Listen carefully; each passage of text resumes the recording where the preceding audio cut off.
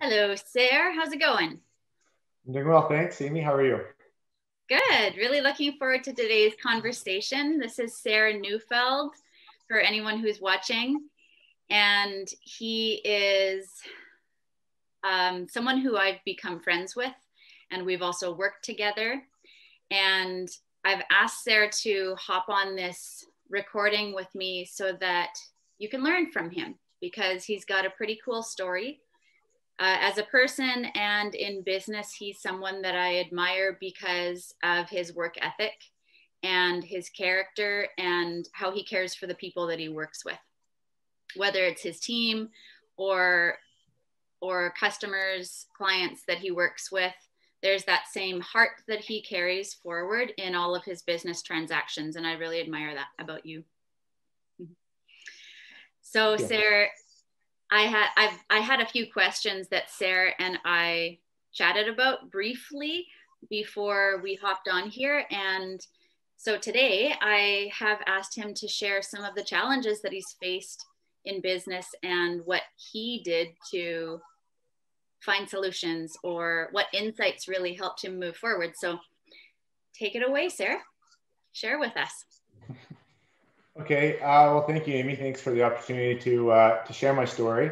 Um, yeah, I think the biggest challenges that I faced in the beginning were more so an internal struggle and wanting to know, you know, where I wanted to be and how I could succeed, and that really took a lot of hard work at my self awareness and knowing what it is I wanted for myself. And of course, everybody wants a successful career and more money and I wanted those things as well, of course. But I really had to like take a step back and really get to know my values and what I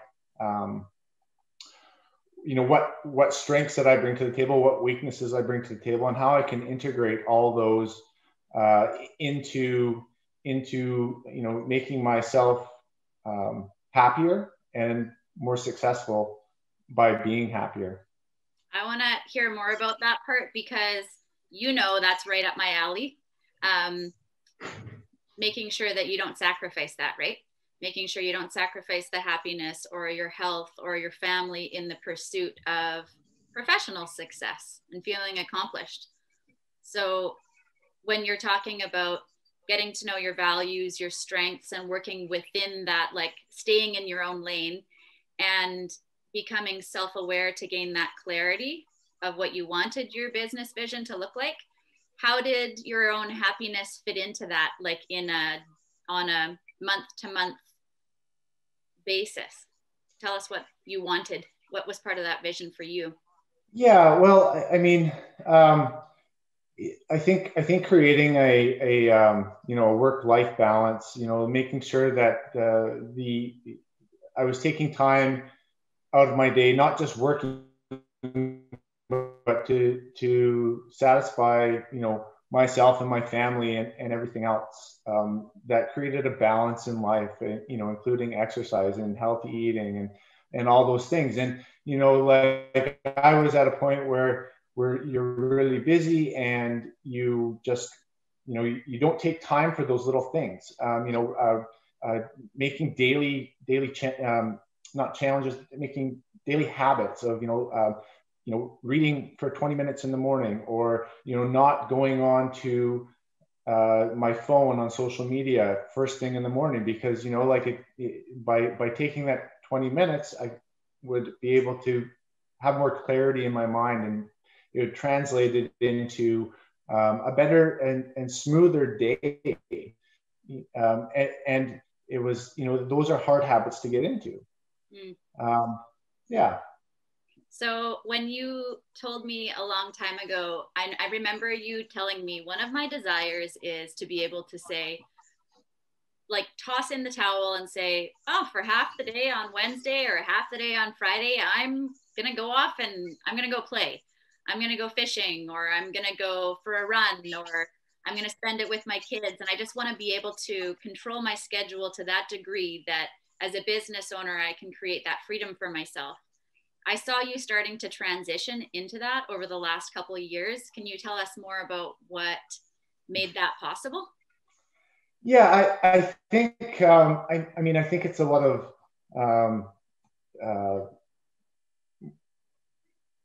self-determination, you know, and I'm thinking of a specific example, and it was, you know, I know I wanted to be healthier and exercise more, but I was really finding it difficult in the evenings to take the time when my kids needed me, you know, and they were quite young, and you know, it was, you know, how am I going to do this? And I kept thinking, you know, life was unfair, and you know, I can't do it. This is just the way it is. But that wasn't the truth, you know, and by taking the step of, you know, searching out for a babysitter 1 or 2 nights a week, and, you know, having a babysitter come over for an hour and a half so I could go to the gym.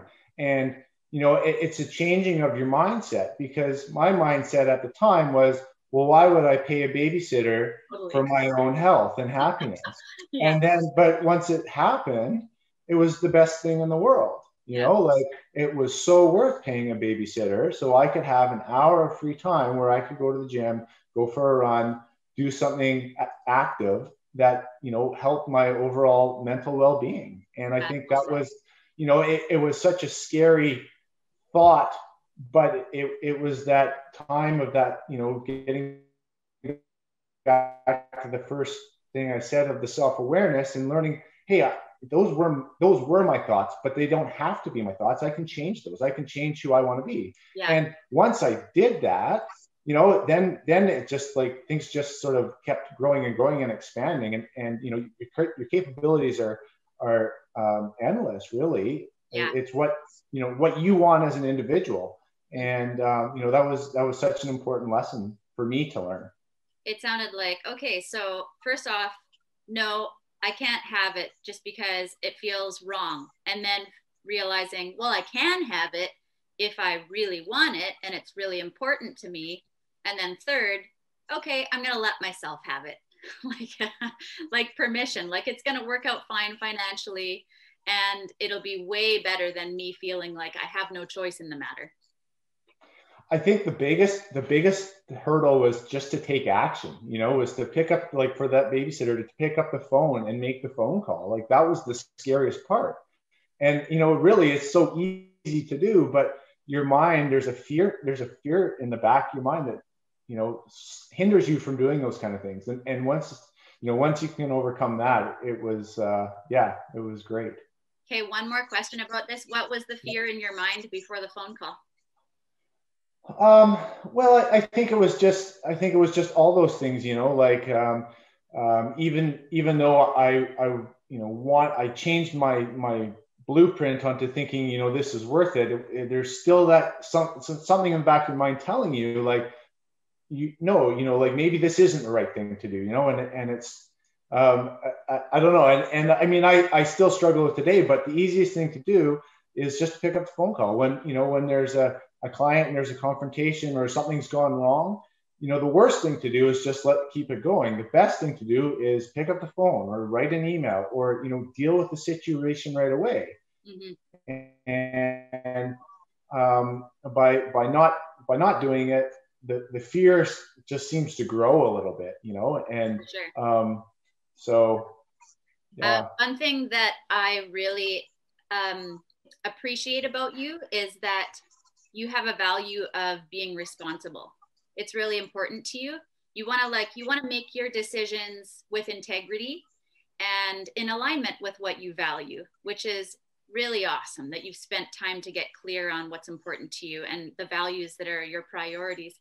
And I know that you're really responsible with money.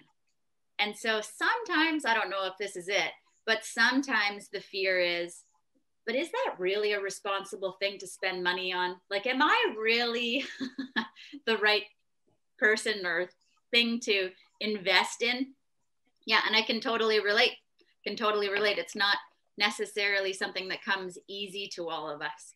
So Tell us more about some challenges you've encountered in business along the way, when you started to get clear about the vision you wanted to create. Right. Yeah. Well, one of my biggest challenges early on was,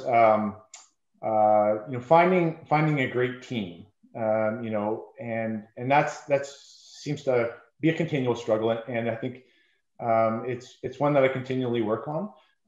But trying to find the right people that fit in with my values, with the values that I've installed in the company itself.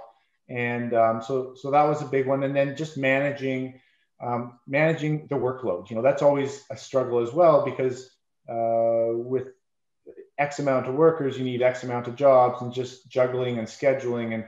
And when I sort of first started this growth phase, it was myself on the tools quite a bit and still working, and then still having to do all this other work and scheduling. And so one of the things that really helped me overcome some of those issues was getting help, and giving people responsibilities. And I always I am very particular, and if anybody who runs their own business wants to have a lot of control, and because they're worried about the end product, they want their clients to to be satisfied and not have any problems. And the easiest way to control that is having control of the job.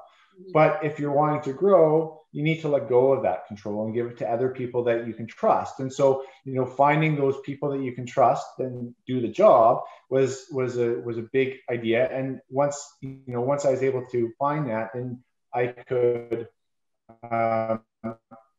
spend more time myself doing other things during my day. Which we briefly talked about. Instead of me spending my evenings doing this, I can spend my day doing this.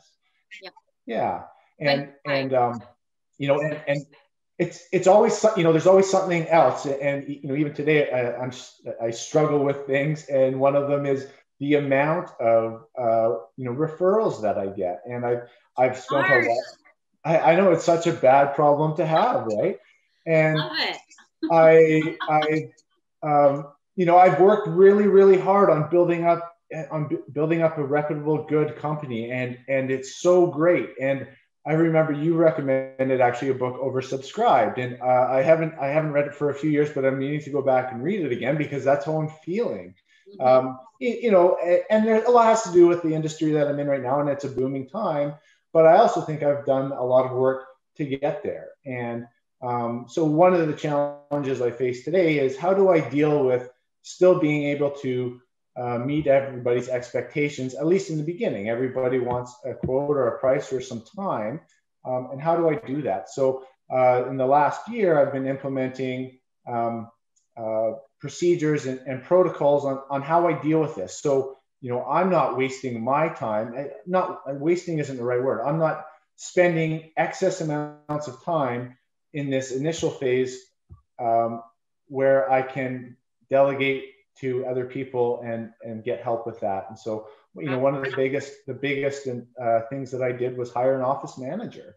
And, that's, now her responsibility to take and talk to some of these people and get all the information. And, she is such a great person, and she does an excellent job. And when I come home from a day at work, if I'm out working, everything's prepared for me. Everything that would have taken me an hour has been done for me. And now I just need to make a phone call. What a relief. So great. I'm so happy for you. Yeah.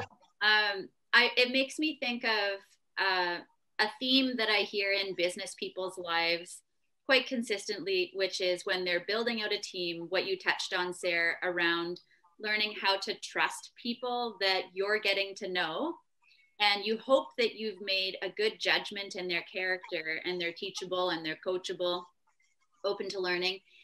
And yet on the other side of things, like personally in your own heart and mind, you have to learn how to still feel valuable in a new role and you have no idea what that role is going to look like and what you'll be responsible for and how you'll spend your time, where your team will be taking over sometimes a big chunk of what might have made you feel important or necessary or valuable before in your business. Can you tell people a little bit about maybe an insight that you could pass on for other business owners around like learning how to trust and learning how to let go of control? Yeah, I think it does require a buildup of, of trust and faith in the person's abilities, and but I think if you create a good culture and let people use their own abilities and strengths, and you sort of, can help guide them into their roles, I think people in general really want to do their best work. And if you provide the environment for them to do it, they're going to do their best work. One of the big things for me was I would get upset when something wasn't done the way I would do it. But my perspective has changed on that, in that everybody has a different way of doing things. Let people do it the way they know how to do it, and don't get upset about the process. Just be happy with the results. I think that was a big one for me. Yeah. And because nobody's going to do it the way I do it, but everybody has a way. And then if you can communicate with them and have a discussion and encourage them, and I think that's how you grow as a team together, by going through the process and then talking about it and seeing how you can improve it. Mm-hmm. Yeah, the communication piece is key. Oh my goodness. So much opportunity can be lost without that communication piece. So maybe you can tell people a little bit more about your business, and how they can reach you so you can get more referrals. And you can deal with the new challenge of too much business. But before you do, tell us a little bit about your business and how people can reach you. What do you think that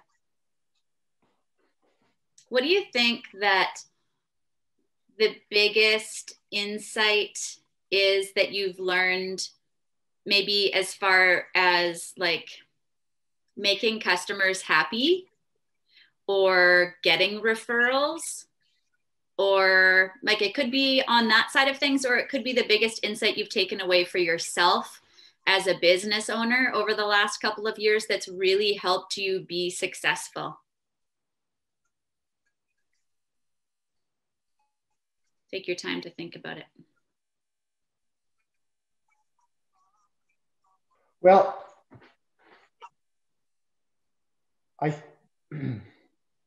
sorry, let me just think about this. I think it's. I gave you 3 questions, so I probably stumped you. Yeah. So let's focus on just the big picture of success there, and what insight is something that you always remember and keep close to you that has really helped you stay on track. Right. I think one of the biggest things is just having a positive attitude, and just putting yourself out there. Like don't not to be afraid of confrontation, or just being able to go out and be who you are.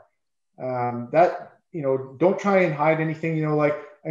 I like to be as transparent as possible in the beginning. If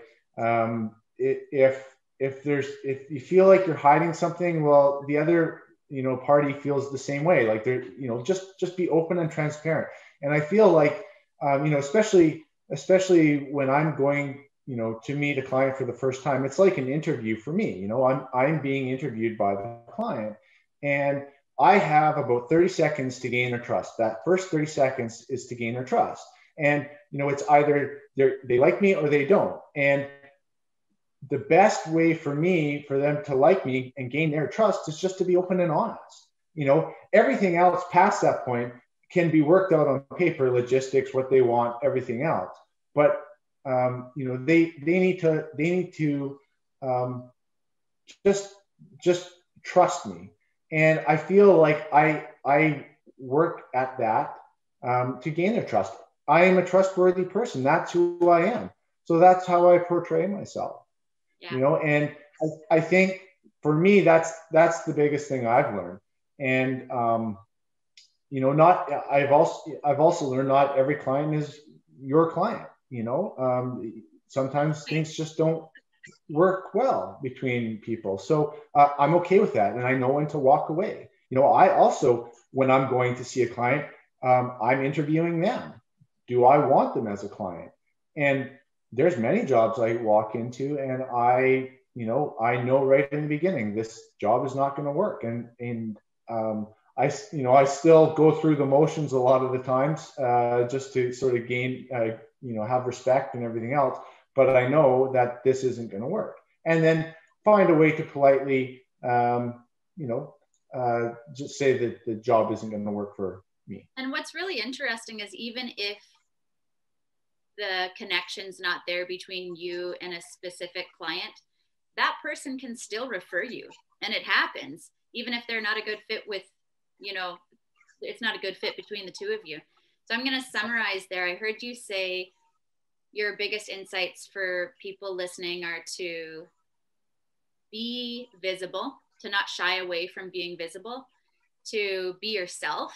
And that when you're visible and when you're yourself, then you naturally build relationship, which builds trust. Probably the biggest and most important component to build in that first 30 seconds. And I totally agree. They need to know that you're not faking anything, and it's the real you, and you're not putting on a face or a mask.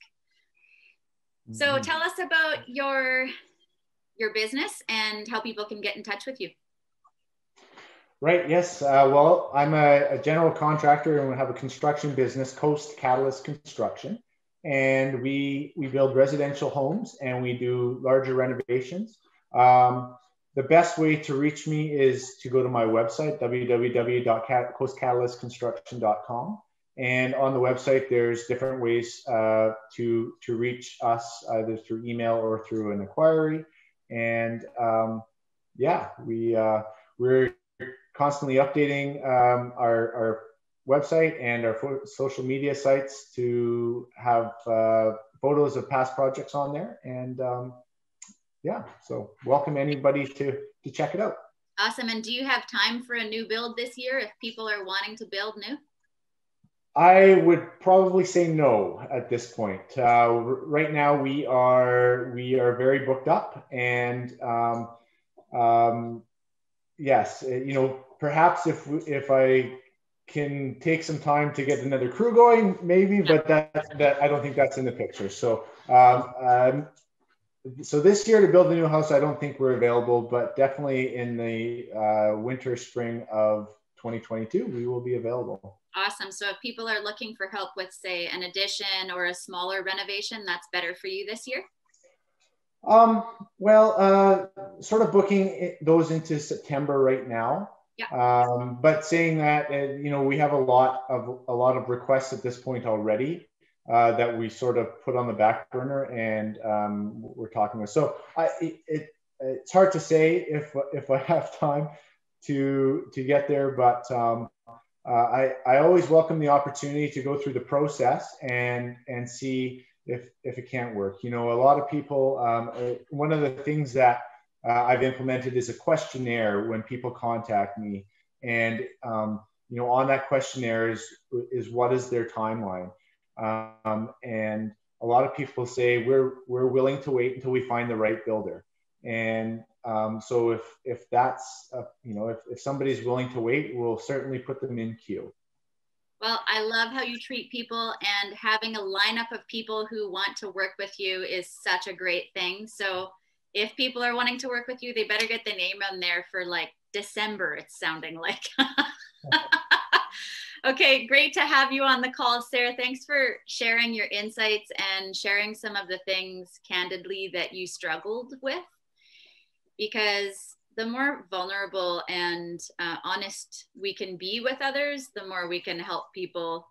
And sometimes there's just one or two things that people hear, either you share today or they've heard someone else share, that makes all the difference for them. So thanks for taking your time and being generous. Great. Well, thanks for the opportunity.